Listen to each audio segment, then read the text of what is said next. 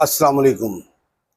मैं हूं आपका मेज़बान मोहम्मद सुहेल आसिफ इकबाल खान खोखर, नए टॉपिक के साथ, बल्कि टॉपिक नहीं कहना चाहिए, आज की ख़बरों के साथ हाज़िर खिदमत है।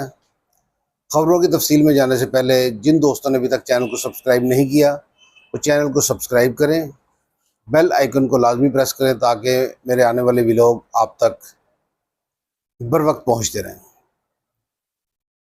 वज़ीर-ए-आज़म पाकिस्तान शहबाज शरीफ साहब कतर और सऊदी अरेबिया का दौरा करके वतन वापस पहुंच गए। दौरे की तफसील में जाने से पहले इसराइल की फ़लस्तीन के ख़िलाफ़ गज़ा में बदतरीन और बुज़दिलाना जारियत को तकरीबन एक साल मुकम्मल हो चुका है। इस एक साल के अरसे में 43,000 से ज़्यादा गज़ा के मासूम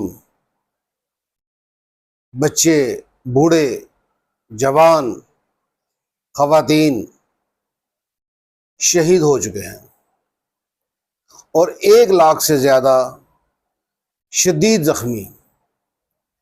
इसराइल ने बर्बरियत की इंतहा कर दी।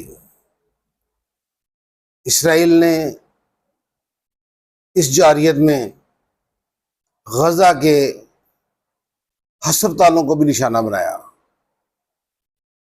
रेड क्रॉस के इमदादी वर्कर्स को भी निशाना बनाया, गज़ा के भूखे प्यासे बिलखते अवाम के लिए पहुंचने वाली खुराक और अद्वियात को भी अपनी जारियत का निशाना बनाया। आलमी बरादरी इस पे खामोश रही। ज़ुबानी कलामी एहतजाज, ज़ुबानी कलामी करारदादें किसी काम ना आ सकी। अमेरिका, बरतानिया खुलकर इसराइल की हमायत कर रहे हैं और सारी दुनिया के लोग, एक तरफ पोलियो के खिलाफ मुहिम चल रही है कि दुनिया में 6 या 7 ममालिक में पोलियो का वायरस डिटेक्ट हुआ है, जिनमें पाकिस्तान, अफगानिस्तान भी शामिल है। वहाँ पे अरबों डॉलर्स की वैक्सीनेशंस बच्चों को माजूर होने से बचाने के लिए दी जा रही है, लेकिन गज़ा में रोज़ाना की बुनियाद पे ना सिर्फ बच्चे अपने जिस्मानी आज़ा से महरूम हो रहे हैं, बल्कि अपनी जानों से भी हाथ धो रहे हैं। उनके वालिदैन दुनिया से जा रहे हैं, उनके अजीज़ व अक़ारब दुनिया में नहीं है, जो इसराइली बर्बरियत का शिकार हो चुके हैं।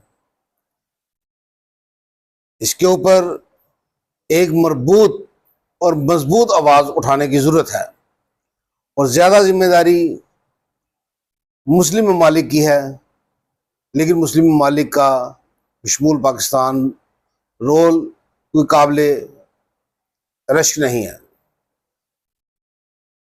अब बात है वज़ीर आज़म के दौरा सऊदिया और कतर। वज़ीर आज़म पाकिस्तान दौरा मुकम्मल करके वापस आए। मुश्तरका एलामिया में बताया गया कि कतर ने 3 अरब डॉलर की सरमायाकारी की यादाश्तों पर दस्तखत किए हैं, जिनमें उसने तवानाई, माइंस का शोबा और मिनरल्स का शोबा जो है वो चुना। इसी तरह सऊदी अरब ने 2.8 अरब डॉलर की सरमायाकारी करने की यादाश्तों पर दस्तखत किए। हम पिछले 2-2.5 साल से यही सुनते चले आ रहे हैं और ख़ास तौर पर अगर सिर्फ कतर की बात की जाए तो ये 3 अरब डॉलर की सरमायाकारी पिछले 1 साल से आ रही है। जब भी कतर का दौरा होता है, हुकूमत की तरफ से, वज़ीर इत्तलाआत की तरफ से 3 अरब डॉलर की खुशखबरी सुना दी जाती है, लेकिन अभी तक महसूस नहीं हो रहा कि उन्होंने $3 अरब इन्वेस्ट कर दिए हैं। और वजीर इत्तलात ने यह भी बताना गवारा नहीं किया कि जो इससे पहले $3 अरब की 2 या 3 दफ़ा पहले भी दौरे हो चुके हैं और $3 अरब की सरमायाकारी की बात की गई है, ये जो $3 अरब के MOU साइन हुए हैं वो उसके अलावा हैं या उसके साथ हैं। इस तरह सऊदी अरब की तरफ से भी इससे पहले तकरीबन $8 अरब की सरमायाकारी के MOUs साइन किए जा चुके हैं, जो यही शोबे हैं। ऑयल रिफाइनरीज की शक्ल में भी उन्होंने तकरीबन $2-3 अरब की सरमायाकारी के MOU साइन किए हुए हैं और दूसरे तमाम शोबाजात में भी, लेकिन अभी तक ये सिर्फ पेपरों के ऊपर हैं, ग्राउंड पे नहीं है। अगर MOU साइन हो रहे हैं तो इनको ग्राउंड्स पे भी नजर आना चाहिए। मुझे ज़िमनन याद आ गया तो 1988 में जब बेनज़ीर भुट्टो पहली दफा इक़्तिदार में आई थी, तो वो जब यूरोप के दौरे पे निकली तो वापसी पे तमाम अखबारात ने 6 सुर्खियों के साथ, पूरा अखबार डॉलरों के साथ भर के, तो 6 सुर्खियां लगाई कि पाकिस्तान पर डॉलरों की बारिश कर दी गई। अगर उस वक्त जो यदाश्तें साइन हुई, मेमोरेंडम ऑफ अंडरस्टैंडिंग साइन हुए, MOU साइन हुए, अगर वो आज पाया तकमील तक पहुंच गए होते तो पाकिस्तान के तमाम मसाइल हल हो चुके होते। लेकिन जितने मेमोरेंडम ऑफ अंडरस्टैंडिंग साइन होते हैं, पाकिस्तान की मुश्किलात बढ़ने की बजाय पाकिस्तान की मुश्किलात बढ़ती चली जा रही हैं। तो गवर्नमेंट को चाहिए कि वो सिर्फ मेमोरेंडम ऑफ अंडरस्टैंडिंग ही साइन ना करे, जो सरमायाकारी के MOU साइन होते हैं उसको जल्द अज जल्द ऑन ग्राउंड करने के लिए भी इक़दामात करने चाहिए। वरना पाकिस्तान 40 साल से खुशखबरियां और MOU साइन होने की बातें सुन सुन के पाकिस्तानी अवाम थक चुके हैं। तीसरी तरफ हुकूमत ने जजेस की तादाद 17 से चीफ जस्टिस समेत 25 करने का बिल सेनेट में पेश कर दिया। इसके साथ साथ उन्होंने प्रैक्टिस एंड प्रोसीजर ऑर्डिनेंस को भी बिल की शक्ल देने के लिए सेनेट में पेश कर दिया। नाज़रीन, हुकूमत की तरफ से कहा जा रहा है कि सुप्रीम कोर्ट में तकरीबन 60,000 के करीब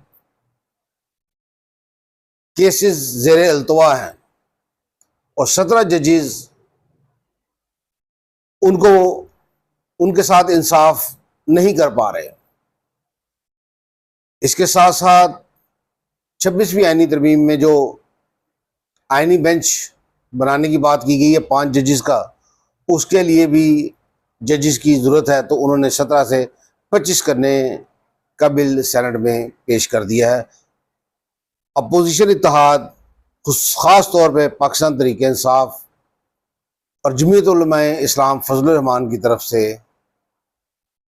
इस वक्त इसकी मुखालफत की जा रही है। दहशत गर्दी से बात शुरू हुई थी, मेरा व्लॉग शुरू हुआ दहशत गर्दी गजा से। पाकिस्तान में भी आज मस्तूंग में एक बुज़दिलाना कार्रवाई हुई। एक गर्ल्स स्कूल, बच्चों के स्कूल के पास नामालूम बुज़दिल दहशतगर्दों ने बम ब्लास्ट कर दिया, जिसमें पुलिस एहलकार समेत 19 पुलिस एहलकार और बच्चों समेत कमोबेश 19 अफराद शहीद हो गए। हर तरफ गजा हो, इराक हो, लिबनान हो, शाम हो, पाकिस्तान हो, हर तरफ मुसलमान ही दहशतगर्दी का शिकार हो रहे हैं, दहशतगर्दी का निशाना बन रहे हैं। आज और अभी मुसलमानों को अपना मुहासबा करना है, सही सिमत में सोचना है, ताकि हमारी आने वाली नस्लें, मौजूदा नस्लें भी और आने वाली नस्लें भी दहशत गर्दी के अजाब से बच सकें, हमारी नस्लें भी सुकून और अमन के साथ रह सकें। मेरा व्लॉग पसंद आए तो इसको लाइक करें, इसको शेयर करें, व्हाट्सएप ग्रुप में भी और पर्सनल भी। कमेंट सेक्शन में कमेंट करना चाहें तो मुझे आपकी आरा का इंतज़ार रहेगा। बहुत जल्द नए व्लॉग के साथ हाजिर होंगे, बल्कि इंशाल्लाह मैं अगला व्लॉग अमेरिकन सदारती इंतखाबात के ऊपर ही करूँगा। तब तक के लिए इजाज़त दीजिए। खुदा हाफिज़।